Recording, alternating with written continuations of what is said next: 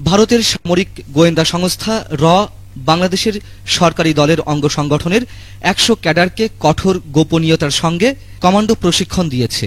উদ্দেশ্য ২০১৩ সালের মধ্যে দেশের কিছু রাজনীতিবিদ, মিডিয়া ব্যক্তিত্ব এবং নাগরিক সমাজের প্রতিনিধিদের হত্যা এবং গুম করা। গত ২৩ এপ্রিল শ্রীলঙ্কার প্রভাবশালী গণমাধ্যম Sri Lanka guardian Bengal Tigers in cage শিরোনামে সংবাদটি প্রকাশিত হয়। এমন সংবাদে উদ্বিগ্ন বাংলাদেশের নিরাপত্তা বিশ্লেষকরা। হতেই পারে উপমহাদেশে আইএসআই বলেন, ভারতের র বলেন, এদের যে ট্রেনিং, এরা সবাই আমেরিকার থেকে ট্রেনিং প্রাপ্ত, এরা সবাই ব্রিটিশ থেকে ট্রেনিং প্রাপ্ত। শ্রীলঙ্কা গার্ডিয়ানের অনলাইন সংস্করণে বেঙ্গল টাইগার্স ইন কেজ শিরোনামে সংবাদটি প্রকাশিত হয়। এমন সংবাদে উদ্বিগ্ন বাংলাদেশের নিরাপত্তা বিশ্লেষকরা। হতেই পারে উপমহাদেশে আইএসআই বলেন, ভারতের র বলেন, এদের যে ট্রেনিং, এরা সবাই আমেরিকার থেকে ট্রেনিং প্রাপ্ত, এরা সবাই ব্রিটিশ থেকে ট্রেনিং প্রাপ্ত। ব্রিটিশের উদ্দেশ্য ছিল ডিভাইড অ্যান্ড রুল। মুক্তিযুদ্ধ চলাকালীন র বিএলএফ কে ট্রেনিং দিয়ে মুক্তিযুদ্ধের কমান্ডের ভিতরে ডিভিশন সৃষ্টি করতে চেষ্টা করেছেন, সম্পূর্ণ ব্যর্থ হয়েছে। কেউ তাদের কথা শুনেনি, ইভেন কি জেনারেল অরোরা পর্যন্ত তাদের কথা শুনেনি, যে জন্য তারা রক্ষী বাহিনী করে ফেল করেছে।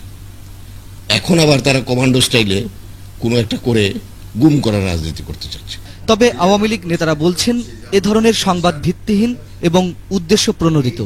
একটি পত্রিকা কি কারণে ছাপিয়েছে, কেন ছাপিয়েছে, র তাদেরকে ট্রেনিং দিচ্ছে যুবলীগ কর্মীদের, এইগুলো কিন্তু একটা আমার মন করার স্টোরি, এবং it is motivated by some quarter, যারা একটা এই সিকোয়েন্সটা দেখেন, এই ঘটনার পরপর কিন্তু এই যে এসছে, এই যে আপনার ইলিয়াস আলীর অন্তর্ধান বলি আর গুম বলি, যে ভাই বলে, অপহরণ বলে। ভারতের সামরিক গোয়েন্দা সংস্থা কেন এই প্রশিক্ষণ দিতে যাবে, আর বাংলাদেশ সরকারই বা কেন এমন মিশনে যাবে, এমন প্রশ্ন ছিল সামরিক বাহিনীর সাবেক এই কর্মকর্তার কাছে। হতে পারে এই জন্য যে পাল্টাপাল্টি রাজনীতি করতে গিয়ে বুদ্ধি চর্চা একদম লোপ পাচ্ছে। এটা হলো দুঃখজনক। আমাদের সরকার যত দুর্বল হবে, এই ধরনের ঘটনা তত বেশি হবে। আমরা যদি আমাদের নীতি নির্ধারণে আমরা যদি পরনির্ভরশীল হয়ে পড়ি, বা আমরা যদি আন্তর্জাতিক পর্যায়ে নিজের কাছে নিজেকে ছোট মনে করি, তখন আমরা বন্ধুর জায়গায় খবরদারি লোক পাব। এবং খবরদারি করার একটা অভ্যাস উত্তর ভারত থেকে আরম্ভ করে উত্তর পশ্চিম সীমান্ত প্রদেশ, এই এন্টায়ার অঞ্চলের লোকজনের একটা আদি স্বভাব। ভারত তার আধিপত্য বিস্তার করতেই চাইবে।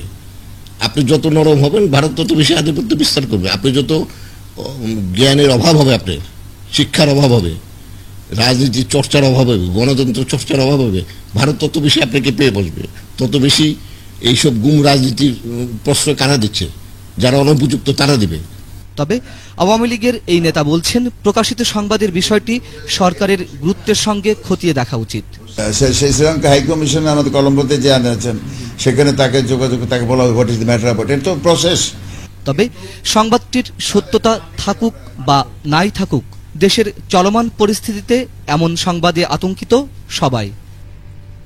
মঞ্জুরুল আলম পান্না, ২১ টেলিভিশন, ঢাকা।